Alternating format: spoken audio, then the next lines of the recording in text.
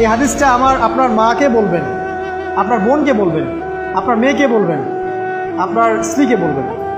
এই হাদিসটা যদি কারো হৃদয়ের মধ্যে গেঁথে যেতে পারে, তার দ্বারা অন্যায় কোনো সম্ভব না। কিভাবে একটা মেয়ে সব কিছু উন্মুক্ত করে ঘুরতে পারে যখন অলরেডি তার আত্মা জাহান্নামে জ্বলছে, অলরেডি, কারণ ভবিষ্যৎ তো আল্লাহ জানেন। যেমন উমর রাদিয়াল্লাহু আনহু এর ঘর জান্নাতে আছে, রাসূল সেটা দেখে আসেন নাই? এসে ওমর ইবনুল খাত্তাবকে বলেছেন না যে আমি দেখে আসছি তোমার ঘর, আমি ঢুকিনি তোমার ঘরে তোমার আত্মসম্মানের কারণে। তার মানে তিনি পৃথিবীতে বিচরণ করছেন, ঘর তো জান্নাতে অলরেডি তৈরি হয়ে আছে। মেয়েরা দিব্যি ঘুরছে এভাবে, এবং তারা মোটেও সচেতন না তাদের ঘর হয়তো বা জাহান্নামে রেডি।